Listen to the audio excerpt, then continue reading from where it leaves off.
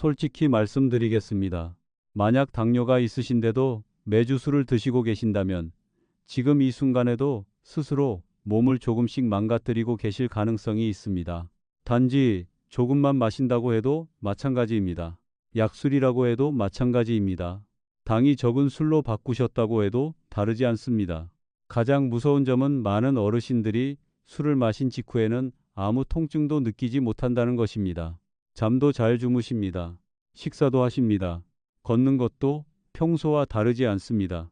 그리고 바로 그 괜찮아 보이는 상태 때문에 자신의 몸이 아직 멀쩡하다고 믿게 됩니다. 하지만 몸 안에서는 간이 과부하 상태에 놓여 있습니다. 췌장은 점점 지쳐가고 있습니다. 혈관은 조용히 딱딱해지고 있습니다. 만약 단 음식만 피하면 혈당은 괜찮겠지 라고 생각하고 계셨다면 오늘이야말로 익숙했던 술잔을 완전히 다른 시선으로 바라보게 되는 날이 될지도 모릅니다. 노년 건강에 관심이 있으시다면 지금 바로 채널을 팔로우해 주십시오. 중요한 건강 정보를 놓치지 않으실 수 있습니다. 그리고 자신의 몸이 술에 얼마나 취약한 체질인지 알고 싶으신 분들은 댓글에 숫자 1을 남겨주세요. 저는 어르신들의 이야기를 늘 꼼꼼히 읽고 있습니다. 오늘 저는 3가지를 분명히 말씀드리겠습니다. 왜 술이 생각보다 훨씬 쉽게 혈당을 무너뜨리는지, 왜 어떤 사람은 조금만 마셔도 몸이 더 빨리 약해지는지, 그리고 왜 당뇨 환자에게 안전한 술이라는 것은 사실 존재하지 않는지 말입니다. 저는 오랫동안 많은 고령 환자들을 진료해 온 의사입니다. 많은 분들이 똑같은 생각을 하고 계셨습니다. 문제는 당이라고 믿는 것입니다. 달콤한 맥주만 안 마시면 괜찮고, 설탕 들어간 음료만 피하면 괜찮고, 탄수화물만 줄이면 독한 술 몇 잔쯤은 문제없다고 생각하십니다. 하지만 많은 분들이 모르고 계신 것이 있습니다. 몸을 무너뜨리는 것은 단순히 당만이 아닙니다. 바로 알코올입니다. 술이 혈액 안으로 들어오는 순간 간은 다른 중요한 일들을 뒤로 미루고 해독을 최우선으로 시작합니다. 그것은 몸의 생존 반응입니다. 간은 알코올을 독으로 인식하기 때문입니다. 그리고 간이 술을 처리하느라 버티고 있는 동안 혈당을 조절하는 기능은 점점 흔들리기 시작합니다. 어떤 분들은 다음날 아침 혈당이 평소보다 낮게 나온 것을 보고 이렇게 말씀하십니다. 조금 마시는 건 오히려 괜찮은 것 같은데요? 아닙니다. 그것은 몸이 좋아졌다는 신호가 아닙니다. 오히려 간이 과부하 상태에 놓여 예전처럼 안정적으로 포도당을 조절하지 못하고 있다는 신호일 수 있습니다. 술의 진짜 위험은 마시는 순간의 느낌에 있지 않습니다. 몸 안에서 조용히 일어나는 변화에 있습니다. 제가 만났던 한 70대 남성 환자분이 계셨습니다. 그분은 스스로 굉장히 절제하며 마신다고 생각하셨습니다. 매일 밤 잠들기 전 작은 잔 2잔 정도만 드신다고 했습니다. 혈액순환에도 좋고 잠도 잘 온다고 믿고 계셨습니다. 하지만 검사 결과를 보면 혈당은 매우 불안정하게 출렁이고 있었고 간 수치도 해마다 계속 올라가고 있었습니다. 무서운 점은 그분이 스스로를 많이 마시는 사람이라고 전혀 생각하지 않았다는 것입니다. 바로 그 점이 가장 위험합니다. 많은 손상은 한 번의 과음으로 생기지 않습니다. 작은 습관이 수년 동안 반복되면서 만들어집니다. 마치 물방울이 돌 위로 떨어지는 것과 같습니다. 큰 소리는 나지 않습니다. 하지만 시간이 충분히 지나면 결국 돌도 패이고 맙니다. 동양의학에서는 술에 특히 약한 체질이 있다고 봅니다. 흡수는 잘하지만 배출이 약한 사람이 있습니다. 조금만 마셔도 얼굴이 붉어지고 심장이 빨리 뛰고 입이 마르고 다음 날까지 피로가 오래가는 사람도 있습니다. 어떤 분들은 자신의 주량이 세다고 생각합니다. 하지만 실제로는 몸이 단지 더 오래 버티고 있을 뿐인 경우도 많습니다. 그리고 나이가 들수록 그 버티는 힘 자체가 더 위험해집니다. 70대의 몸은 40대의 몸처럼 회복하지 못하기 때문입니다. 간의 재생 속도는 느려지고 췌장은 더 쉽게 지치고 혈관은 훨씬 약해집니다. 젊을 때는 그냥 지나갔던 습관 하나가 노년에는 건강이 급격히 무너지는 원인이 될 수 있습니다. 오늘 제가 꼭 기억해 주셨으면 하는 것은 아주 단순합니다.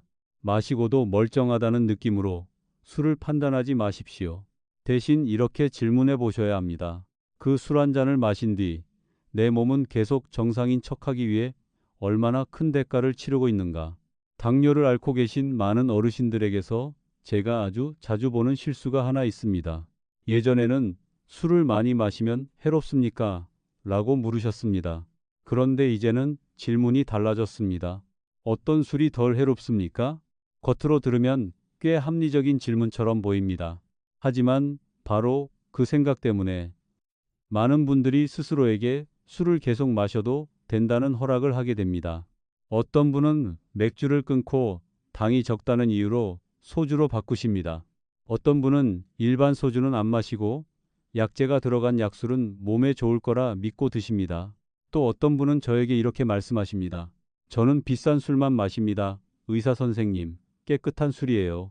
하지만 많은 분들이 이해하지 못하는 것이 있습니다.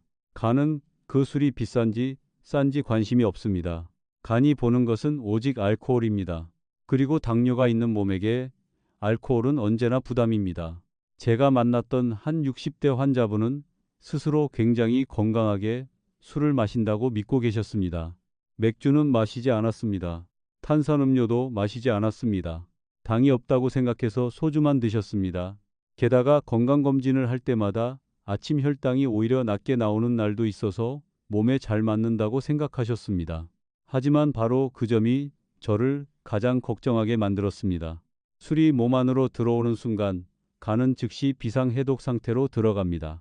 그 순간부터 혈당을 안정적으로 유지하는 일은 우선순위에서 밀려납니다.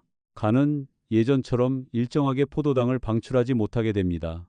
그래서 어떤 분들은 술을 마신 뒤 혈당이 비정상적으로 떨어지기도 합니다. 그것을 좋은 신호라고 착각합니다. 하지만 실제로는 몸의 조절 시스템이 흔들리고 있다는 신호일 수도 있습니다. 더 위험한 것은 그 다음입니다. 혈당이 떨어진 뒤 몸은 다시 반대로 튀어 오르듯 반응하는 경우가 많습니다.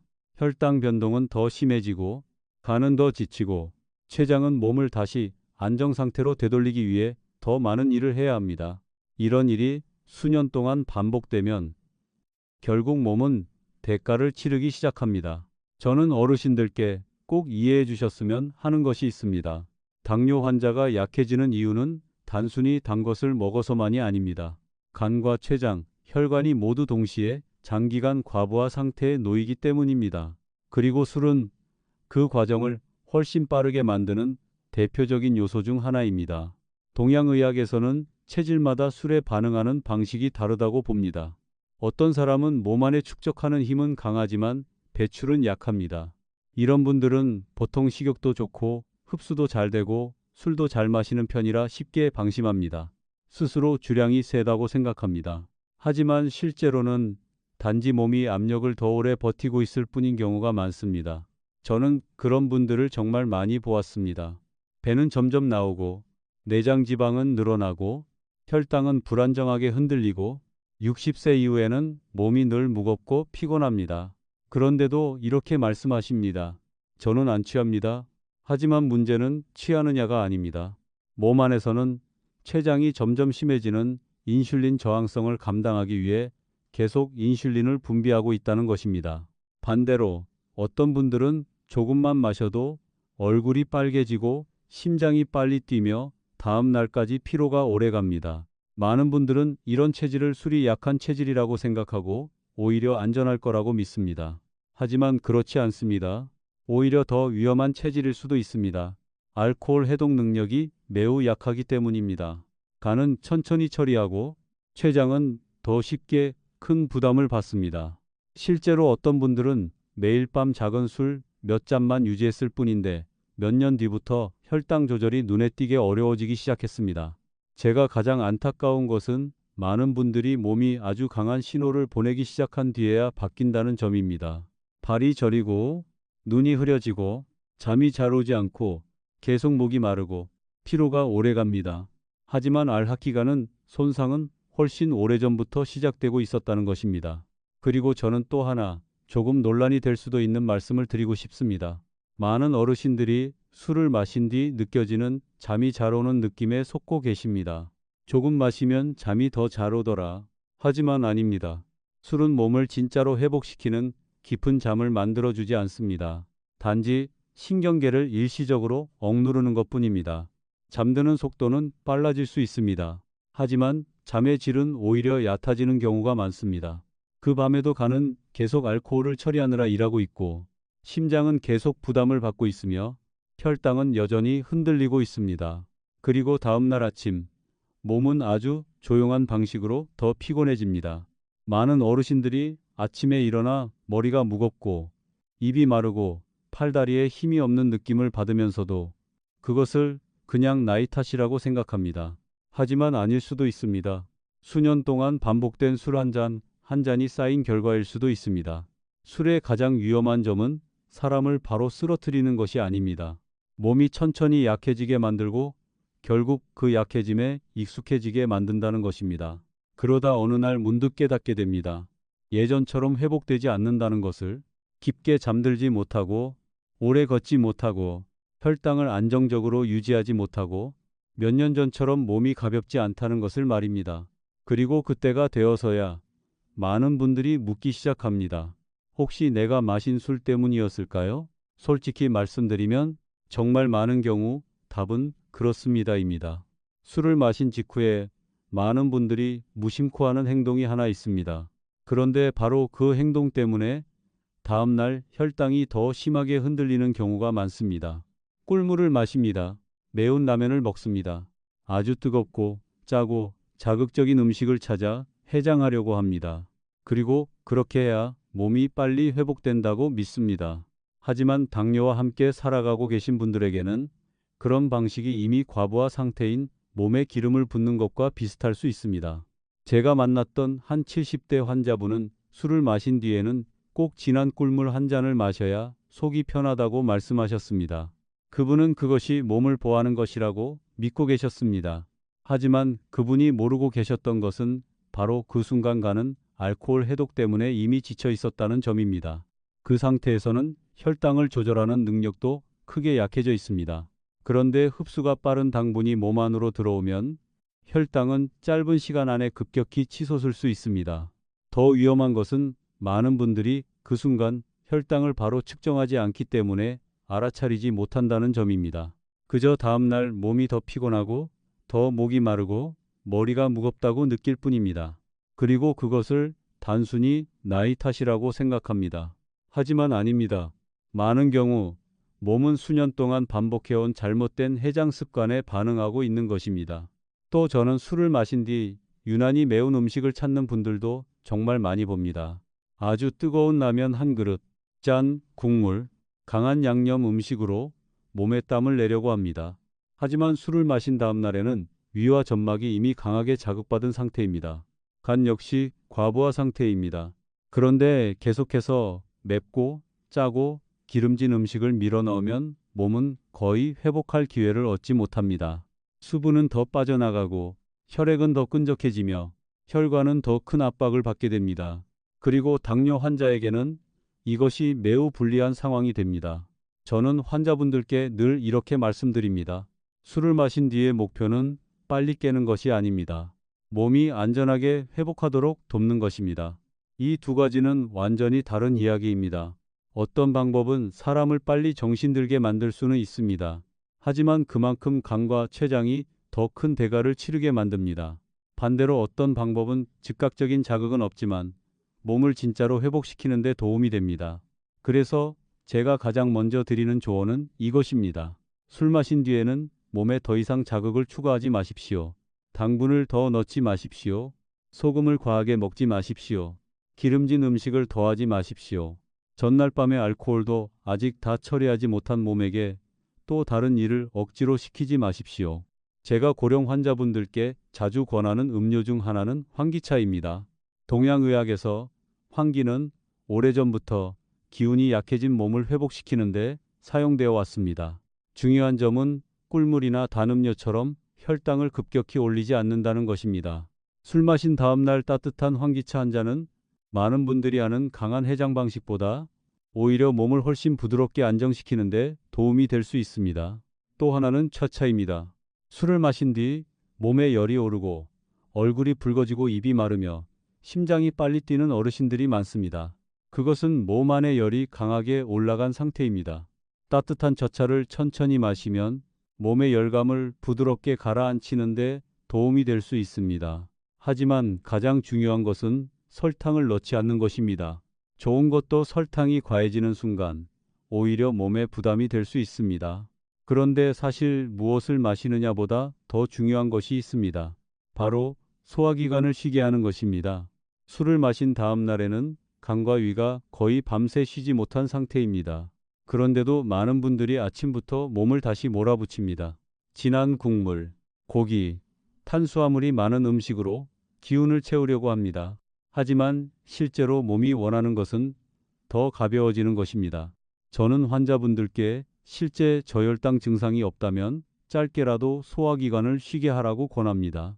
따뜻한 물을 마시고 연한 차를 마시고 간이 남은 알코올을 처리할 시간을 주십시오. 정말 배고픔이 느껴질 때 기름기 적고 짜지 않은 가벼운 음식부터 천천히 시작하는 것이 좋습니다. 나이가 들수록 몸은 잘 쉬었을 때 훨씬 다르게 회복합니다. 실제로 어떤 분들은 이것만 바꾸었는데도 몇 달 뒤 술 마신 다음 날에 피로감이 눈에 띄게 줄어들었습니다. 그리고 꼭 기억해 주셨으면 하는 것이 하나 더 있습니다. 술 마신 다음 날 하루 종일 누워만 계시지 마십시오. 몸은 부드럽게 순환되어야 합니다. 격한 운동은 필요 없습니다. 무리하게 몸을 몰아붙일 필요도 없습니다.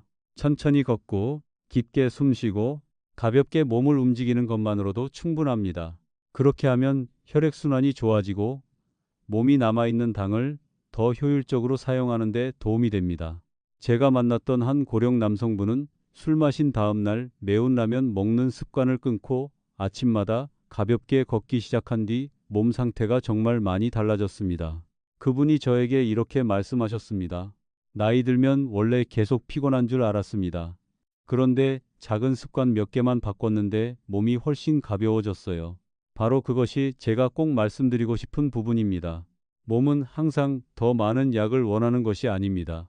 때로는 매일 조용히 몸을 망가뜨리는 행동을 멈추는 것만으로도 충분합니다.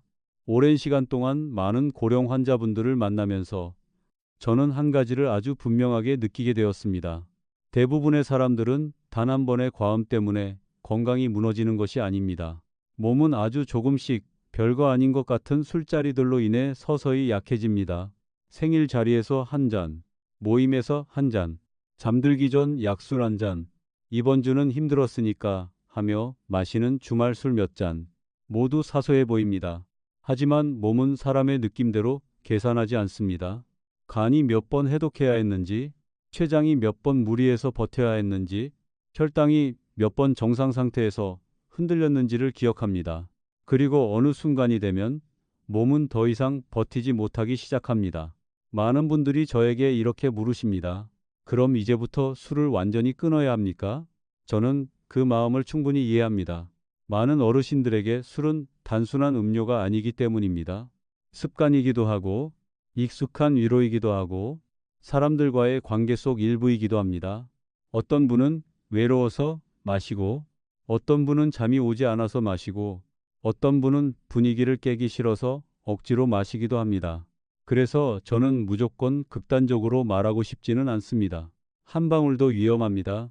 이런 식으로만 말씀드리고 싶지는 않습니다. 제가 정말 말씀드리고 싶은 것은 이것입니다.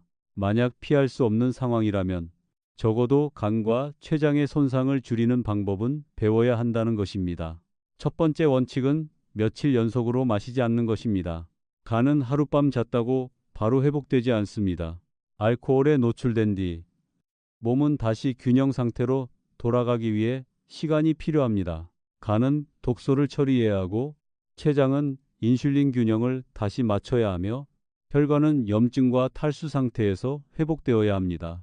그런데 많은 분들이 오늘 술을 마시고 내일 또 마십니다.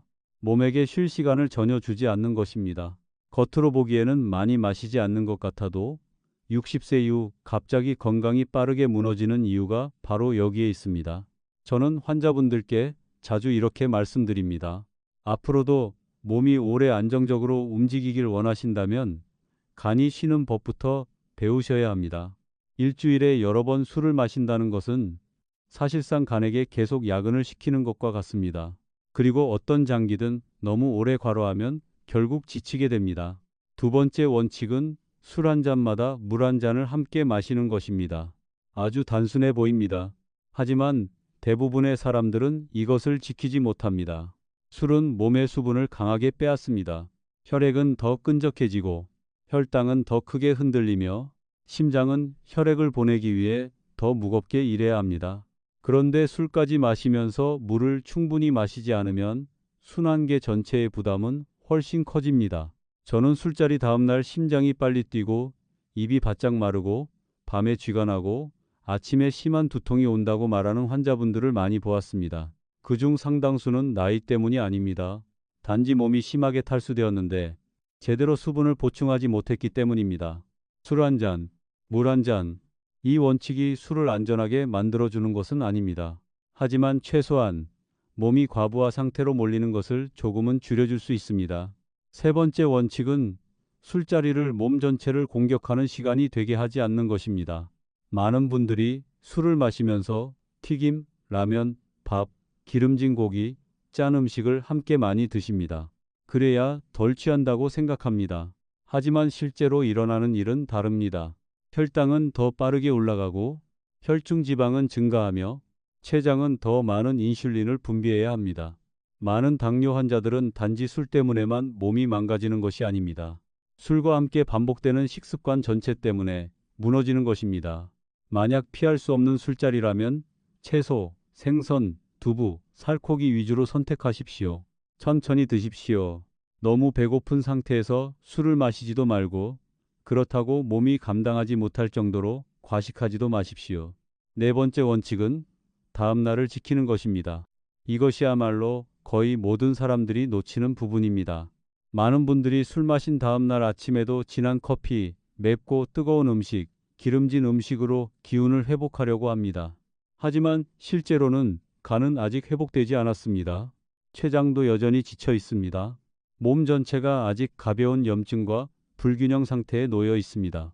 그럴 때 필요한 것은 소화기관을 조금 편하게 쉬게 해주는 것입니다. 따뜻한 물을 마시고 단순한 음식을 먹고 가볍게 걷고 충분히 자는 것입니다. 아무 일도 없었던 것처럼 몸을 다시 몰아붙이지 마십시오. 예전에 한 환자분이 제게 했던 말이 아직도 기억에 남습니다. 그분은 이렇게 말씀하셨습니다. 젊을 때는 즐거워서 마셨는데 지금은 그냥 습관이 돼서 마십니다. 바로 그 습관이라는 말이 가장 무섭습니다.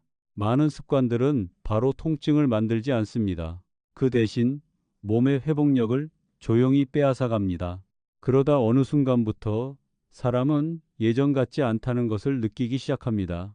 계단 오르는 속도가 느려지고 잠이 얕아지고 과식한 뒤 오래 피곤하고 상처가 늦게 낫고 혈당은 점점 더 불안정해집니다. 그런데도 많은 분들은 이렇게 스스로를 위로합니다.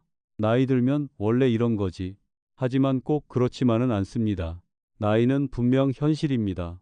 하지만 비정상적으로 빠른 쇠약은 매일 반복되는 생활 방식에서 오는 경우가 정말 많습니다. 저는 70대 이후에도 술을 크게 줄인 뒤 몇 달 만에 잠이 훨씬 좋아지고 몸이 가벼워지고 혈당까지 안정된 분들을 많이 보았습니다. 그것은 기적이 아니었습니다. 그저 몸이 드디어 제대로 쉴 기회를 얻은 것뿐이었습니다. 오늘 제가 끝까지 말씀드리고 싶은 것은 두려움이 아닙니다. 정신을 차리는 것입니다. 잠깐의 즐거움을 위해 몸이 수년 동안 조용히 버티게 만들지 마십시오. 취하지 않는다고 해서 안전한 것이 아닙니다. 약술이라고 해서 일반 술과 다른 것도 아닙니다. 그리고 의사가 간이 약해졌습니다. 췌장이 지쳤습니다. 혈관이 손상됐습니다. 라고 말할 때까지 기다리지 마십시오. 간은 스스로 말을 하지 못합니다. 췌장도 불평하지 못합니다. 그래서 수년 동안 아무 말 없이 계속 일만 해줍니다. 하지만 그 침묵이 괜찮다는 뜻은 아닙니다. 오늘 단 한 가지만 기억하신다면 이것만은 꼭 기억해 주십시오.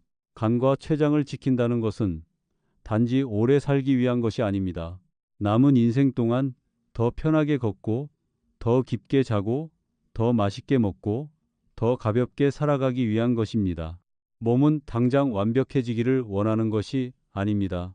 그저 매일 반복되는 해로운 행동이 멈추기를 바라고 있을 뿐입니다. 끝까지 들어주셔서 감사합니다.